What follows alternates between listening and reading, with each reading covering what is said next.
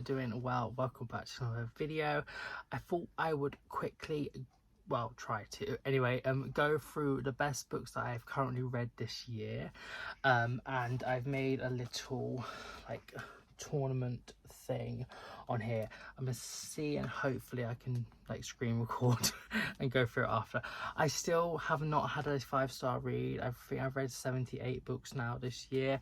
No 5 stars, not since last like August or September, I can't remember.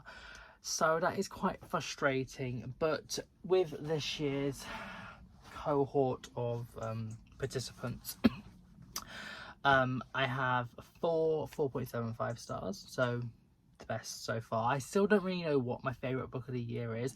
Maybe this will help, although 2 of the 4.75s are going to go up against each other straight away. But anyway, and then I've got 11 4.5s and 1 4.25, my favourite. So I guess so far the 4.25s that I sort of know of.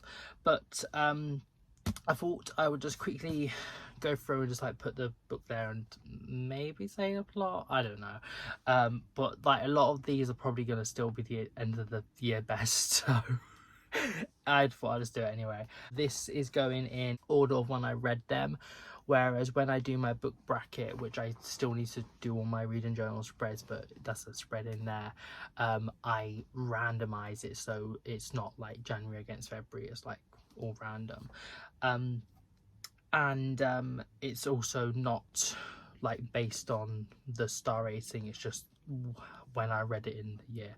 So yeah, so the first one that is a contender is The Five by Hallie Rubenhold. I read this audibly, and yeah, I did really enjoy this book. I guess I'll say a little description. It's following the lives of the women who were purported to have been murdered by Jack the Ripper, and it follows them from just like before their birth up until the moment of their death, in a sense, and sort of the things that they went through, and the attitudes and like the situations, in a sense, that led to them being in that position. Then we have The Bluest Eye by Toni Morrison. This is one of my 2025 or 2025. I think it's the only one on here, and one of the only ones I've read. But this is an amazing debut. It centers on the character of Pecola, who is a young black girl in the American South, I think, or no, Ohio, and just sort of like wishing of having blue eyes and blonde hair and white skin, and being like the white little girls in the town where she lives, and the casual racism, and also the like more the out and out, I guess, and just like the life that she's living, and issues with her family. And it's never told from her point of view, I don't think. It's a little bit confusing, that's why it's not a favorite, but maybe on more rereads I'll try to like get a better grasp of the story and the plotting, I guess.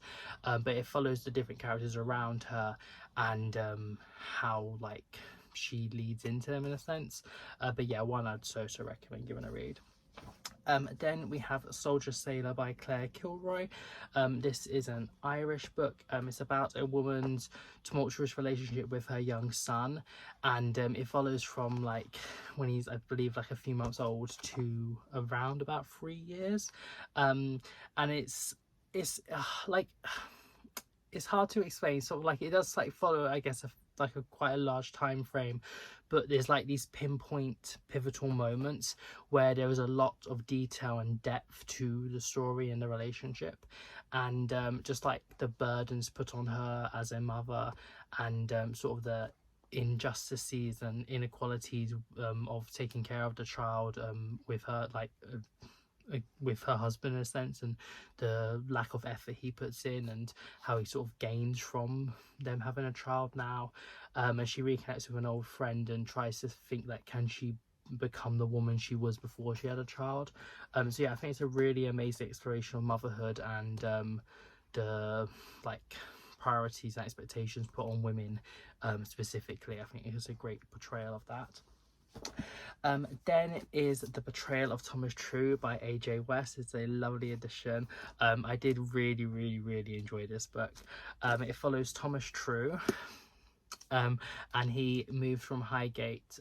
It's set in like the 1700s. He moves from Highgate to the city of London, and here he gets involved with like the Molly House scene in a sense, and in the famous Molly House in the city, where he finds like friendship and like a place to belong. There's also someone called the Rat character who is given the names of the Mollys to like the police and this sort of like society for like decent manners in a sense. And then another main character, Gabriel, who is sort of the relationship happens, I'll say, and he is like the Molly guard, and he is tasked with trying to find out who the rat is before like all of them get murdered basically, or brought before the courts and well, unfairly judged and as like killed. Yeah, I think it's a great book, a great character study. I kind of wish I wanted a little bit more of a few more characters, but yeah, on the whole it's like an amazing book. Then we have His Brother by Philippe Besson, translated from French by Frank Wynne. This is my third Besson. It's my least favourite, but it is still an amazing book. Besson is one of my favourite authors, like with me, favourite book ever in the whole entire world. Incredible. I need to give it a really soon probably. But this follows not the main character. This is like his least auto-fiction work, but I think there's like still elements of it. I forgot the names, but a main character and his brother is dying from a blood condition or something like that, and he's having like hemorrhages and other things that's made me feel a bit icky, but it's an exploration of their relationship and him sort of like being thought of as his brother's brother, like in a sense, and the main character is gay and his brother isn't, and there's sort of like some of the like stigma in a sense because of the doctors and people thinking that he may be AIDS because he might be gay and stuff, and like that is explored a little bit in the book, but I think it's had a great portrayal of their relationship and their like memories of the past and like when they were children and growing up, and their like the family and like coming to the end of your life, and yeah, it's hard to explain. I do sort of like I haven't really read written reviews for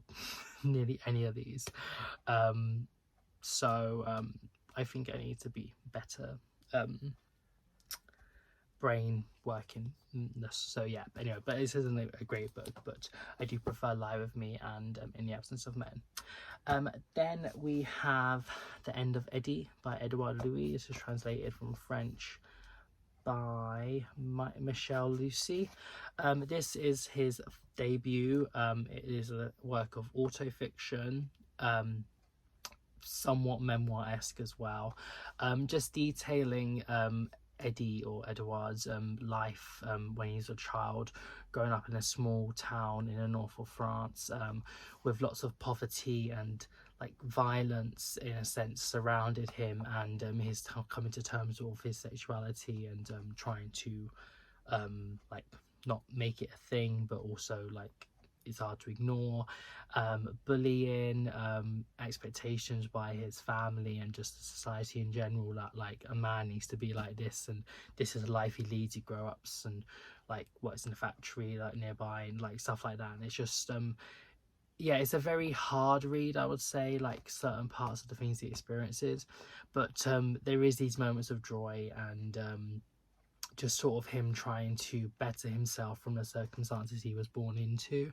and yeah, and it follows him like towards like school, like teenage or like high school, sort of college, sort of where it ends, and then this story follows in his later works. But yeah, I thought it was so well written. The book I do need to like go through and like underline and star and stuff. But yeah, I would so recommend this. And we have the play Prima Facie by Susie Miller. It's very short, so I'm not going to say too much about it, but it's basically split into 2 acts. The first is the main character Tessa, and she's like a brilliant lawyer that like nearly gets every single case done and dusted. A lot of work with like sexual assault cases, and trying to nitpick everything, because she works on the side of the like I don't know, but like the person being accused in a sense. And then the other half, she is sexually assaulted, and she's trying to work out like it's hard to explain, but it's like you need to sort of read it, but like what can she do and what needs to be done to the justice systems and the courts, and like to work out this crime of sexual assault and how it's so different to a normal crime or other crimes. And yeah, I think it's really, really well portrayed. It's like a one woman just speaking her story, and yeah, I think it's in a sense a call to arms as well. And yeah, I would so recommend that. Strange Pictures by Yuketsu, is translated from Japanese by Jim Ryan. I loved this. It was so fun. It's like, it's basically you get these like weird pictures. Like it's sort of like I don't know if it's the author, I think so. Talking with different people, there's like gets like sent these different like strange pictures, and they all lead to something going on. And it's basically, I think it's like 4 sort of, in a sense, separate stories, but then they all come together at the end.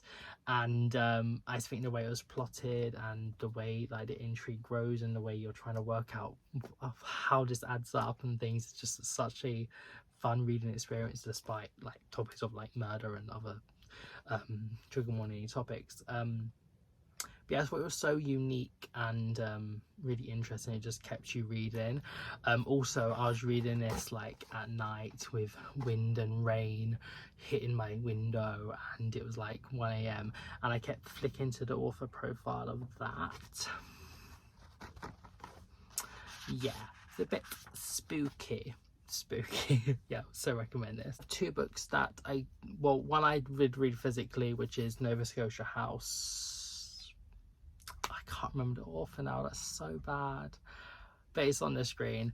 I have this physically, it's in a suitcase somewhere that I brought back from Birmingham. It's a bit confusing, especially the writing, the way things like go back and forth, and that was probably my biggest like drawback and why I didn't love it as much as maybe I could have. But it's following, there's a Johnny and a Jerry, I believe. My brain. But anyway, I think it's Johnny. He is it's in sort of the current day, and he's thinking back to his relationship with an older man called Jerry, in like the 80s, 90s, I want to say, and sort of like the queer scene, and Jerry gets diagnosed with AIDS and his sort of decline and leads up to his death, and the main character thinks about sort of like this queer magic they had, and sort of like being on the outskirts, and the differences to the contemporary queer lifestyle in a way, and some sort of like going out and like, you know, doing things and meeting people that way instead of like apps, and sort of like the casually hookup-y culture in a way, and sort of like trying to fit in maybe a bit more to like the straight method. And yeah, I think it explores quite a lot. I do think it's one I definitely do want to go back to and try and like really unpack things. But it's also an exploration of grief and losing someone you loved, and at quite a young age. Yeah, a lot, and also about like London life, which usually, well, I don't think I've read a book set in London since then. I might have, but I hate London. I don't like any books set in London anymore. Yeah, I do think it does a good job, and I would so recommend it. Then we have The Lost Past of Billy McQueen. I want to say by Neil Alexander. Not 100% no. This was a really, really entertaining book as well. I read this as an audiobook. It's following Billy McQueen. Yeah. Where's wrong with me? And he's living in, I want to say Brighton or somewhere, and like he's sort of like has like basically no money, and trying to look for work, I think. And he gets a call that his mother, I think, had a stroke in Ireland by the neighbor, and he goes back to sort of see her, and he sees the town and stuff, and he's plagued by the disappearance of his like boyfriend at quite a young age, and when they was teenagers, just before A-level time, I believe, and his boyfriend, I forgot his name, I'm so sorry, like went missing or disappeared, and he's still like trying to like come to terms with like what happened, and like was he murdered, like did he just leave him, or like what happened, sort of thing. And he's in Belfast, and it's all like, it was at the time of the Troubles, and how like the police didn't really do that much because they had other things on their mind, and it's like dual time frame, the first trying to work him now, trying to work backwards, and trying to think what happened and reconnecting with old friends, and just like who might have information, and then in the past as well, of him when he was younger, at the time, and sort of like the 80s references, and the music scene. He like loves music, and his like boyfriend and friends and stuff, and the impact of the church and like religious bigotry, and his mother and her new boyfriend, and yeah, quite a lot. So yeah, I think it was very, very good. Then we have My Favourite by Sarah Jolian Fadel. This is translated from French by Holly James. This is one of my Bookish Euros books. This follows Jean, and it's like, it starts in the 70s, I think, and she learns from a young age to not really trust men specifically, or like those in charge, or those that sort of like the community, because she lives in a very abusive household. Her father repeatedly abuses her mother and herself and her other sister as well. And one day, like where it starts, she gets quite badly hurt or beaten by her father, and the doctor comes around to look at her, and she tells him like, my father did this, do something, and he just like bats an eyelid and like downplays anything, and she learns that like, okay, well, she has to do things for herself then, like she's not gonna rely on other people, and she's not really gonna trust men specifically, and yeah, so when she's of like college age, she moves to a city in Switzerland, I think Lausanne, near Lake Geneva, and she finds solace in this place, and it follows her like a few different relationships with other women and also a man, and her also going back to visit the family home, and interactions with her sister, her son with her father, and mostly with her mother as well, and trying to like, it's a great exploration of how like if you have such a trauma-ridden childhood and so much abuse, and how you don't really develop this foundation for you in later life to go on and like thrive in a sense, and how like it's very different, and trying to overcome that and think back on your past and unpick things to move forward. But yeah, I thought it was really, really well written, and yeah, very, very like a very good depiction of living in a domestic abuse family home. But yeah, it's quite upsetting. Next is The Details by Aya Genberg. This is translated from Swedish by Kira Josephson. This was also a Bookish Euros one. This follows the main character. I don't think she's named, and she's sort of like in the current time frame, she's dealing with a fever. I wanted more on that because it wasn't really explained. That's why it's not a creme de la creme, but it is still an amazing book. But she thinks back to these different relationships she's had with people in her life, and how they have impacted her and made her the woman she is today. And I just think it does such a great job of delving into these details of life and the intricacies, and just like life in a way, I guess. It's hard to explain, but it is so well worth a read. It's very short. Maybe one a bit longer, maybe some of the paragraphs run over a bit much, but it is very readable and it flows amazingly. And I did like a specific bit in here is about like the lead up to the millennium, and how like she was just thinking that was just such a big monumentous thing, like what's gonna happen, like it's a new century, like oh my god, like what's gonna happen. But maybe some of the underwhelmingness of it. But yeah, I thought that was a great section, and also just learning about them and her, and yeah, I thought it was a great book. Then we have The Handmaid's Tale graphic novel by Margaret Atwood, adapted by Renee Nout. I am putting on here, but even though like I didn't put my other reread Morris, but this is a different format. Yeah, I really enjoyed this. I think like the artwork is amazing. The red like just shines, like it just picks up your eye, and you just, yeah, it's an amazing story.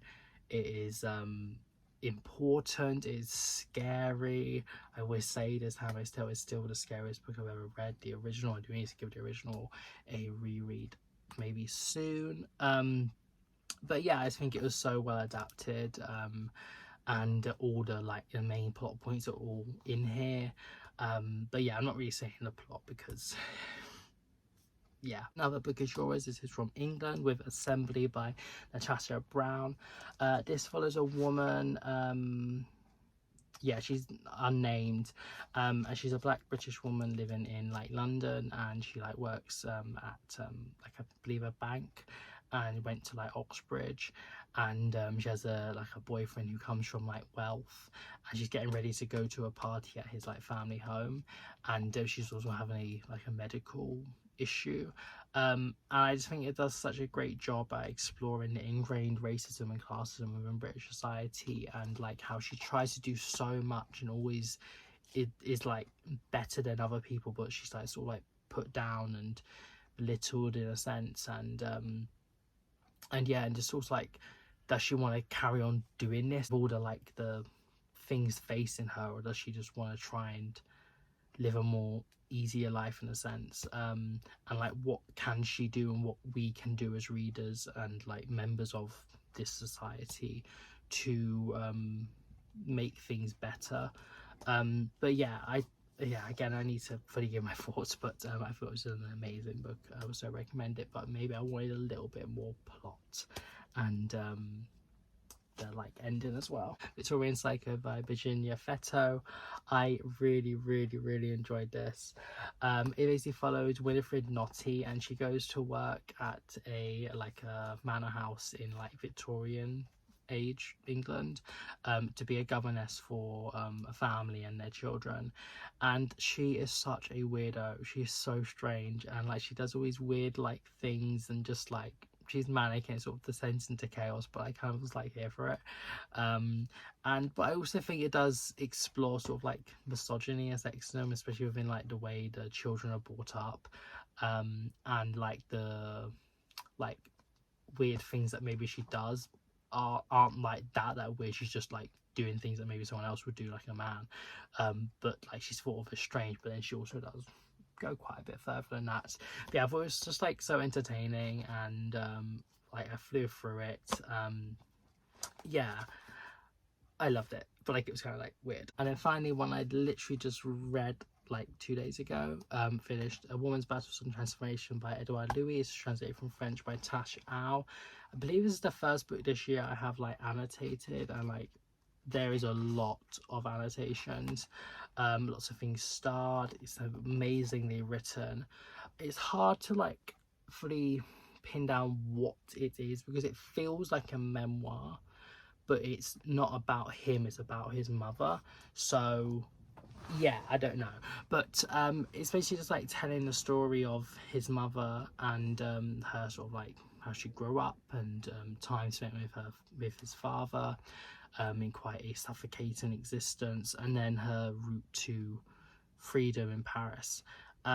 Maybe I wanted more of like the hows and stuff of certain things, but I just think it just explores their relationship so well, and yeah, I really love this book. I think it's amazing. It's so short as well. There is so much going on here, and sort of explores like the classism within the society, and like misogyny and sexism, and sort of trying to rise above that, and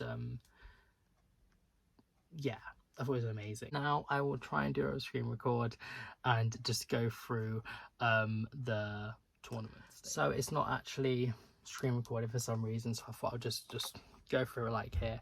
So the first matchup is between the 5 and the Bluest Eye, and I'm giving that a win to the Bluest Eye. I think this is, yeah. Next is Soldier Sailor and the Betrayal of Thomas True, and that is a win for the Betrayal of Thomas True. So that's our first quarterfinal. Next is His Brother and End of Eddie. This is quite hard because they're both 4.5 stars. Or what do I prefer? Maybe End of Eddie. Yeah, can I do that? Yeah, okay. Then we have Prima Facie and Strange Pictures, which is so annoying because these are two of my 4.75 star reads. I did love them both, but I think Strange Pictures I prefer just a little bit more. Next is Nova Scotia House and the Lost Past of Billy McQueen. I think Nova Scotia House maybe says a bit more, but it does have that confusing element. So I'm going to give it to Billy McQueen, but both I probably did really enjoy, and I do kind of want to get a physical copy of Billy McQueen just so I can go through it again and like maybe annotate and stuff. But yeah, they were both great. They were both 4.5 stars. My only 4.25, which was the next one, my favorite, and the Details. I'm giving it to the Details. But the more I think about my favorite, I just remember how it told her story. But I did have a few issues as well. So yep, that is going to the Details. Then we have The Handmaid's Tale graphic novel and Assembly. I think I'm going to give it to Handmaid's Tale graphic novel, but like I said, both were great. This is just trying to be a bit quick and go through it because yeah, but it is, I guess, helping me trying to pinpoint which ones maybe I preferred and stuff.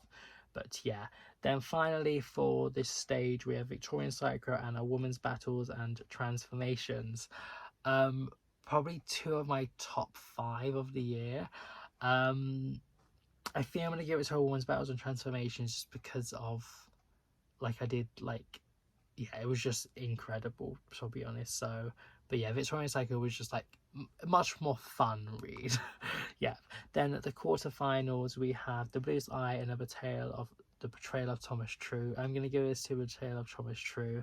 Bluest Eye I did really, really, really enjoy, and I definitely need to give it a reread and read more of Toni Morrison, but it was a little confusing some parts. Then we have End of Eddie and Strange Pictures. I am giving this a Strange Pictures. I thought it was just so fun and entertaining. But End of Eddie is so well worth a read, and like I said, I do need to give it a reread and annotate it. Then the Lost Past of Billy McQueen and the Details.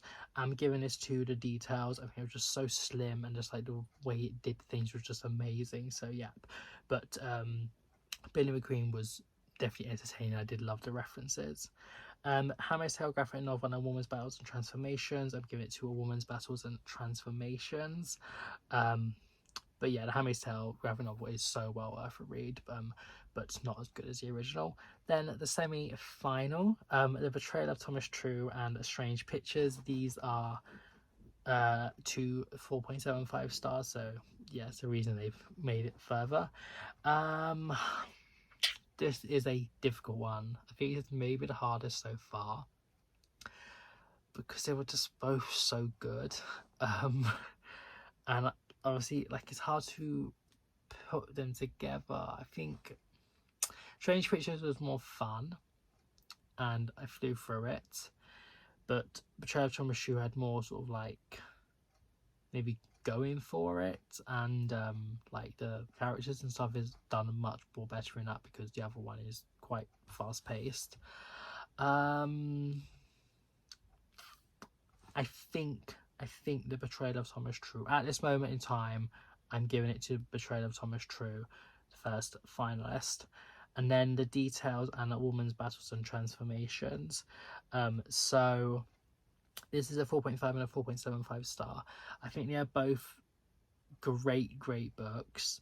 And maybe it's some Regency bias to Women's Battles, but I think I'm going to give that to that one just because of how well it was written, and like there was only just sort of like a few flaws, whereas I think I can think of a few more for the details, but both were great. So our final is A Betrayal of Thomas True and A Woman's Battles and Transformations. Oh, this is so hard now because these are like probably the two best of the year, maybe so far. Oh,